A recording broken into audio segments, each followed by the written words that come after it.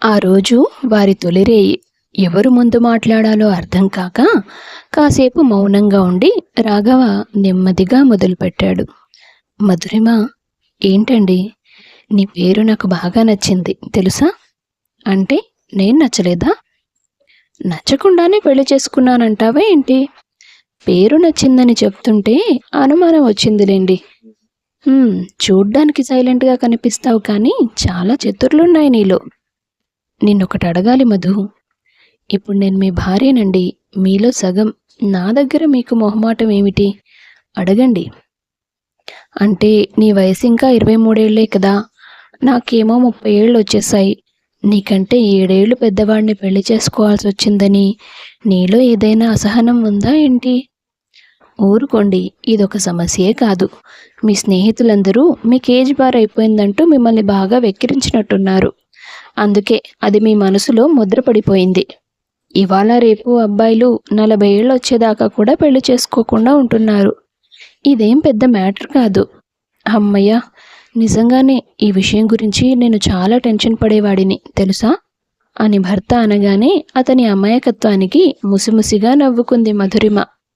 అలా ఆ భార్యాభర్తలు ఒకరి మనసు ఒకరు తెలుసుకొని ఎంతో సంతోషంగా వారి జీవితాన్ని మొదలుపెట్టారు. మరుసటి రోజు రాత్రి భోజనాలు పూర్తయ్యాక రాఘవ, మధు, ఇదిగో ఈ నెల జీతం అంటూ భార్య చేతికిచ్చాడు. అయ్యో అదేంటండి, నేనొచ్చి 2 రోజులు కూడా కాలేదు. అప్పుడే మీ జీతం డబ్బులు నా చేతికిస్తే అత్తయ్యగారు ఏమనుకుంటారు? అదేం లేదులే మధు, అమ్మ నీకివ్వమని చెప్తేనే నేను ఇస్తున్నాను. ఇవాల్టి నుంచి ఇంటి బాధ్యతలన్నీ కోడలి చేతికే ఇచ్చినప్పుడు ఇంటిని నడపడానికి డబ్బులు కూడా తనకే ఇవ్వాలి కదా అంది. అవునా? నిజంగా అత్తయ్యగారు నా మీద చూపించే ప్రేమ చూస్తే నాకు చాలా ఆశ్చర్యంగా ఉంటుంది. ఈ రోజుల్లో కూడా ఇలాంటి అత్తగారు దొరకడం అంటే నిజంగా నా అదృష్టమే అనుకోవాలి. అదైతే నిజమేలే. ఇదిగో ఈ డబ్బులు జాగ్రత్తగా బీరువాలో పెట్టు. ఆమె ఆ డబ్బుని లెక్కబెట్టి, 30,000 ఉన్నాయండి. కానీ మీరు జాబ్లో జాయిన్ అయ్యి దాదాపు 2 ఏళ్ళు అవుతుంది కదా. ఒక గవర్నమెంట్ టీచర్కి ఇంత తక్కువ జీతమా అని భార్య అడగగానే ఒక్కసారిగా కంగు తిన్నాడు రాఘవ. అంటే మన ఇంటిని రీకన్స్ట్రక్ట్ చేయడానికి బ్యాంకులో కొంత లోన్ తీసుకున్నానులే. నెలకి 20,000 దాకా కట్ అయిపోతుంది. ఓ అలాగా, సరేనండి అంది ఆమె. అమ్మయ్య, తనకు అనుమానం రాలేదు, తప్పించేసుకున్నాను అనుకున్నాడు రాఘవ మనసులో. అలా ప్రతిరోజు భర్త అత్తమామలు చూపించే ఆప్యాయతానురాగాల మధ్య ఎంతో ప్రశాంతంగా గడిచిపోతోంది మధురిమ జీవితం. సరిగ్గా 10 రోజుల తర్వాత రాఘవ చెల్లెలు పద్మిని ఆమె భర్త గిరితో సహా ఇంటికొచ్చింది. మధు ఆమెను చూసి, అదేంటి వదిన మొన్నటి వరకు ఇక్కడే ఉంది కదా, మళ్ళీ వచ్చిందేంటి అని మనసులో అనుకుంటూనే వాళ్ళకెదురుగా వెళ్ళి పలకరించి, అన్నయ్య గారు, వదిన కూర్చోండి, నేను మీకు కాఫీ తీసుకొస్తానంటూ వంటగది వైపు కదిలింది. ఆ వదిన, నేను కూడా వస్తానంటూ పద్మిని ఆమెను అనుసరించింది. అప్పుడే సావిత్రి, వేణుగోపాలం హాల్లోకి వచ్చారు. గిరి కోపంగా లేచి నిలబడి, ఏంటత్తయ్య నాకు ప్రతిసారి తంటాలు? అదేదో పూర్తిగా మీ అమ్మాయిని మీ దగ్గరే పెట్టుకోండి. అయ్యో అల్లుడు గారు, అంత మాట అనకండి. మరి లేకపోతే ఏంటి? ఇలా నెలకు 2 సార్లు ఆఫీస్కి లీవ్ పెట్టి మరీ తనని ఇక్కడికి తీసుకురావాలి. పైగా తనకు అబద్ధాలు చెప్పాలి. నా వల్ల కావడం లేదు. అలా అంటే ఎలా అల్లుడు గారు? స్వామీజీ చెప్పిన గడువు పూర్తవడానికి ఇంకా కొన్ని నెలలే సమయం ఉంది. ఏమో, నిజంగానే ఆ గడువు పూర్తయినా మీ అమ్మాయికి నయమవుతుందని నాకు నమ్మకమే లేదు. నేను వెళ్ళిపోతాను, మీరు మీ అమ్మాయికి ఏదో ఒకటి చెప్పుకోండి అంటూ విసుగ్గా తిరిగి వెళ్ళిపోయాడు. కాసేపటి తర్వాత మధు, పద్మిని ఇద్దరూ హాల్లోకొచ్చారు. అమ్మా, మీ అల్లుడు గారేరి? ఏదో అర్జెంట్ ఫోన్ కాల్ వస్తే వెళ్ళిపోయారమ్మా. అదేంటమ్మా, కాసేపు కూడా కూర్చోకుండా? ఈ మధ్య మరీ వింతగా ప్రవర్తిస్తున్నాడు. మధురిమ ఏమీ అర్థం కానట్టుగా అయోమయంగా చూస్తోంది వాళ్ళని. సాయంత్రం భర్త వచ్చిన తర్వాత ఉదయం జరిగిందంతా చెప్పింది. ప్రతి 15 రోజులకి చెల్లితో పక్కనే ఉన్న వేణుగోపాలస్వామి గుడిలో పూజ చేయించాలి మధు. అందుకే తను నెలకి 2 సార్లు ఖచ్చితంగా వస్తుంది. పూజ ఎందుకండి? వాళ్ళకి పెళ్ళై 2 ఏళ్ళు కావస్తున్నా ఇంకా పిల్లలు కలగలేదు కదా, దానికోసం. ఓహో ఆ మధు, ఈరోజు భోజనాలు అయిన తర్వాత నేను నేరుగా అమ్మ వాళ్ళ గదిలోకి వెళ్ళిపోతాను. హా, అదేంటి? చెల్లి వచ్చిన ప్రతిసారి మేము నలుగురం ఒకే గదిలో సరదాగా కబుర్లు చెప్పుకుంటూ నిద్రపోవడం అలవాటు. కానీ ఇప్పుడు మీకు పెళ్ళైంది కదండి, అందుకని మా అమ్మ వాళ్ళతో మాట్లాడొద్దంటావా? చచా, అలాంటి మాట నేను కలలో కూడా అనను. నన్ను ఒక్కదాన్నే గదిలో వదిలేసి. తప్పదు మధు, పోనీలే, నేను కూడా వస్తాను. చూడు మధు, నువ్వు ఒక విషయం అర్థం చేసుకోవాలి. నువ్వెంత కలిసిపోయినా ఈ ఇంటికి కోడలివే అవుతావు. అమ్మా నాన్నలకి మా ఇద్దరి మీద ఉన్నంత ప్రేమ చనువు నీ దగ్గర ఉండవు. నువ్వు కూడా మాతో పాటు జాయిన్ అయితే వాళ్ళ మనసులో ఉన్నవన్నీ బయటికి మాట్లాడలేరు. ఒకరోజే కదా, అర్థం చేసుకో. ఏంటి, ఉదయం నుంచి అంతా వింతగా ప్రవర్తిస్తున్నారు అని మనసులో అనుకుంటూనే సరే అంటూ తలూపింది ఆమె. సరిగ్గా 9 గంటలయ్యేసరికి రాఘవ, అతని తల్లిదండ్రులు, పద్మిని అందరూ గదిలోకెళ్ళి తలుపు గడియ వేసేస్తారు. వాళ్ళ వింత ప్రవర్తనని చూస్తున్న మధురిమకి పిచ్చెక్కిపోతుంది. చాలాసేపటి వరకు నిద్రపట్టక ఎలాగోలా టైంపాస్ చేసి మొత్తానికి నిద్రపోతుంది. మరుసటి రోజు ఉదయం 6 గంటలకి రాఘవ తన గదిలోకి వస్తాడు. ఏవండి? చెప్పు మధు. ఏంటి మీ కళ్ళలా ఎర్రబడున్నాయి? రాత్రి కొంచెం లేటుగా నిద్రపోయాంలే. ఆ రోజు అంతా కలిసి గుడికి వెళ్ళారు. పద్మిని పేరు మీద గుళ్ళో అర్చన జరిపించారు. అత్తయ్య గారు, కేవలం అర్చన జరిపించడానికి అయితే దగ్గరలో ఉన్న స్వామివారి ఏ ఆలయానికి వెళ్ళినా సరిపోతుంది కదా అంటూ ప్రశ్నిస్తుంది మధురిమ. అవునమ్మా, వదిన అడిగింది కూడా నిజమే కదా. ప్రతిసారి ఇంత దూరం రావడం నాకు కూడా ఇబ్బందే కదా. మీకు ప్రతిదానికి అనుమానాలు ఎందుకు వస్తాయి అసలు? పెద్దవాళ్ళు ఏదైనా చేయమని చెప్పినప్పుడు ఎదురు ప్రశ్నలు వేయకుండా చెయ్యాలి, అంతే. మీ మంచి కోసమే కదా మా ఆరాటం. ఎందుకు అన్నింటికీ వితండవాదం అంటూ కాస్త సీరియస్గా చెప్తుంది సావిత్రి. ఆమె కోపం చూసి వదిన మరదలు ఇద్దరూ కిక్కురు మనకుండా ఉండిపోతారు. మధ్యాహ్నం భోజనాలు పూర్తయ్యాక పద్మిని తిరిగి తన అత్తారింటికి వెళ్ళిపోతుంది. 3 నెలల వరకు ప్రతి 15 రోజులకు ఒకసారి పద్మిని రావడం, ఇంట్లో వాళ్ళ ప్రవర్తన వింతగా అనిపించడం, ఇదంతా గమనించిన మధురిమ గుడికి వెళ్ళడం గురించి కాదు, గదిలో ఇంకా ఏదో జరుగుతుంది, లేదంటే నన్ను రావద్దని అంత ఖచ్చితంగా ఎందుకు చెప్తారు అనుకుంది. తెల్లారితే పద్మిని వస్తుందనగా ఇంట్లో ఎవరూ లేని సమయంలో అత్తగారి గదిలోకెళ్ళి ఒక కిటికీకున్న బోల్ట్లు తీసేస్తుంది.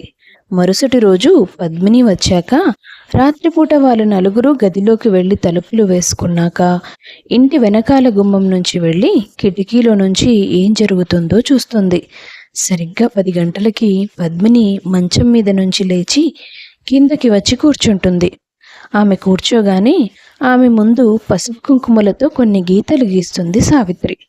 ఆ తర్వాత ఎదురుగా ఒక పళ్ళెంలో కొన్ని నిమ్మకాయలు, ఒక ఉంగరం, ఎరుపు రంగు దుస్తులు కనిపిస్తాయి. సమయం గడుస్తున్న కొద్దీ పద్మిని మొహంలో రంగులు మారుతూ ఉన్నాయి. ఆమె నిమిషానికి ఓ రకంగా భయంకరంగా చూస్తోంది. అదంతా చూసిన మధురిమకి గుండెల్లో దడ పుట్టింది. ఒళ్ళంతా చెమటలు పుట్టేశాయి.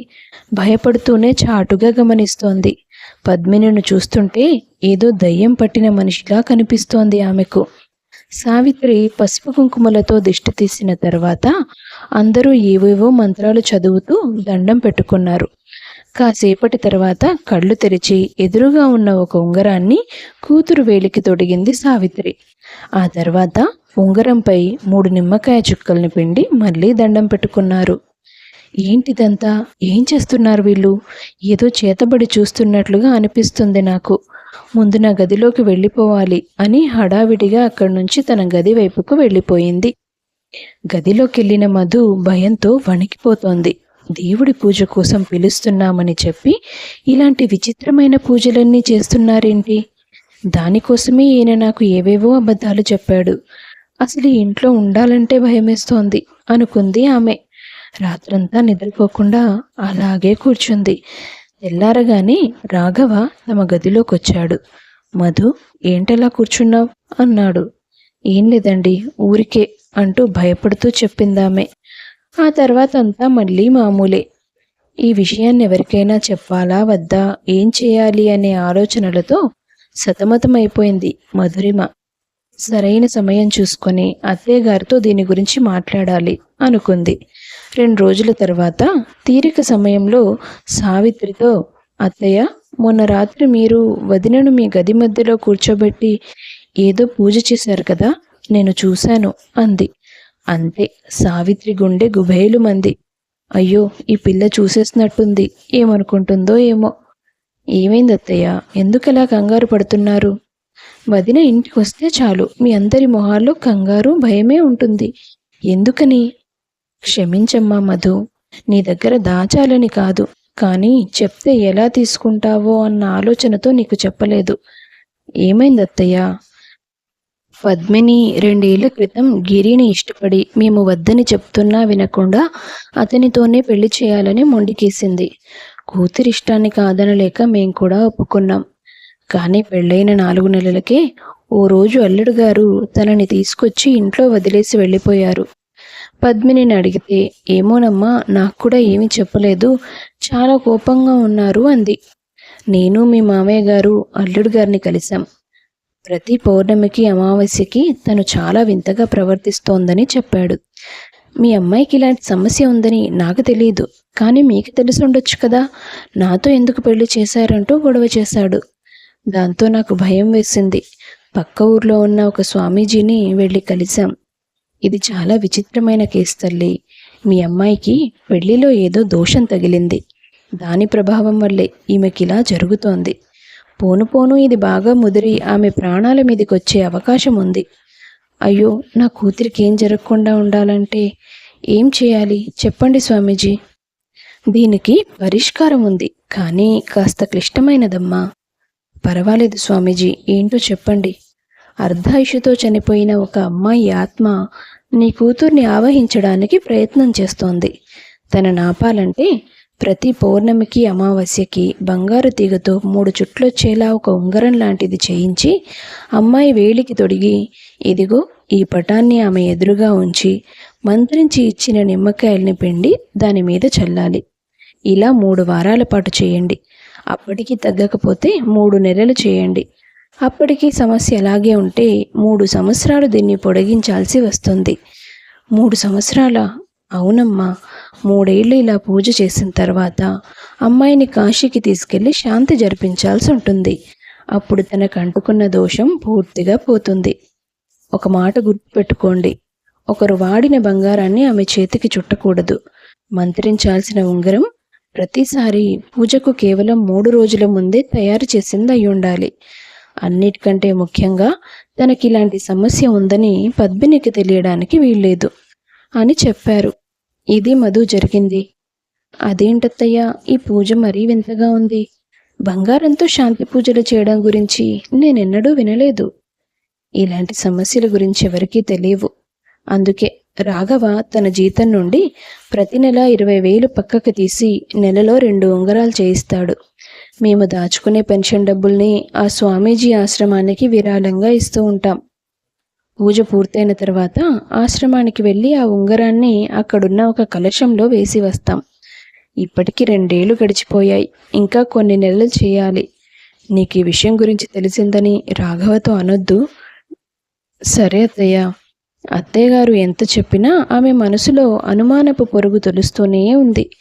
ఏదో తిరకాసుండుంటుంది. ఆ స్వామీజీ అబద్ధం చెప్పొచ్చుగా. బంగారంతో పూజ ఏంటి? అంటే వదిన కోసం బంగారం కొనకూడదని కాదు. ఒకవేళ ఆ స్వామీజీ మోసం చేస్తూ ఉండుంటే అది అందరికీ తెలియాలి కదా. ఆ తర్వాత ఇంకో 2 నెలలు గడిచాయి.